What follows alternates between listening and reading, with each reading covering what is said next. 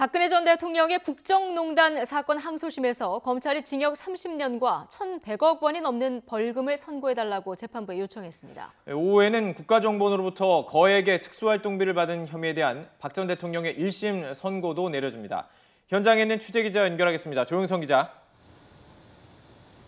네, 서울중앙지방법원에 나와 있습니다. 네, 검찰이 결국 1심과 같은 형량을 구형했군요. 그렇습니다. 오늘 오전에 진행된 박근혜 전 대통령의 국정농단 항소심 마지막 재판에서 나온 내용입니다. 검찰은 박근혜 전 대통령에게 원심과 같이 징역 30년에 벌금 1,185억 원을 선고해달라고 재판부에 요청했습니다. 검찰은 박 전 대통령이 사인에 불과한 최순실 씨가 국정 운영에 관여하도록 빌미를 제공했고 정작 최순실 씨와의 관계가 밝혀져 사법적 책임을 피할 수 없다는 걸 인지한 뒤에는 속았다며 최 씨에게 책임을 전가했다고 지적했습니다. 이에 맞서 박 전 대통령 측 국선 변호인은 최후 변론에서 18가지 혐의를 모두 무죄로 봐야 한다고 주장했습니다.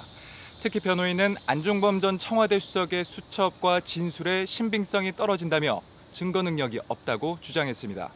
지난 10월부터 재판 보이콧을 해온 박 전 대통령은 오늘 재판에도 나오지 않아서 피고인의 최후 진술은 생략됐습니다.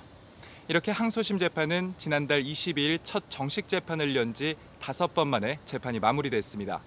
1심 선고가 나온 뒤 박 전 대통령은 항소하지 않았고 항소한 검찰은 추가로 제출한 증거가 많지 않아 심리 기간이 짧았기 때문입니다. 국정농단 2심의 결과는 다음 달 중 나올 것으로 관측됩니다.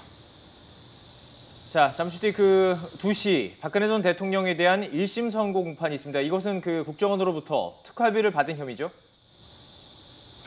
네, 박 전 대통령이 두 번째 선고를 앞두고 있습니다. 오후 2시에 시작되는 선고 공판도 박 전 대통령 없이 진행됩니다. 오늘 재판에서는 지난 2013년 5월부터 이듬해까지 청와대 문고리 3인방과 공모해 국정원장 3명으로부터 특수활동비 35억 원을 받은 혐의에 대한 판단이 내려집니다. 박 전 대통령은 또 지난 2016년 4.13 총선을 앞두고 친박 인사들을 당선 가능성이 큰 지역에 공천하려고 여론조사를 벌인 혐의도 받습니다.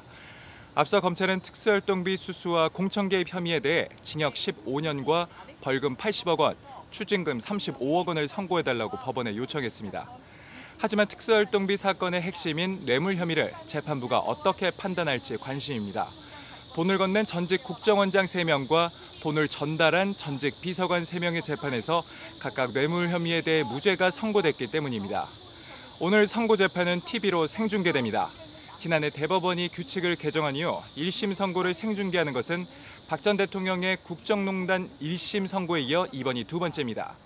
박근혜 전 대통령의 특수활동비와 공천 개입 혐의 선고 결과 또 징역형이 나오면 앞서 국정농단 1심 결과 나온 징역 24년과 벌금 180억 원에 더해집니다.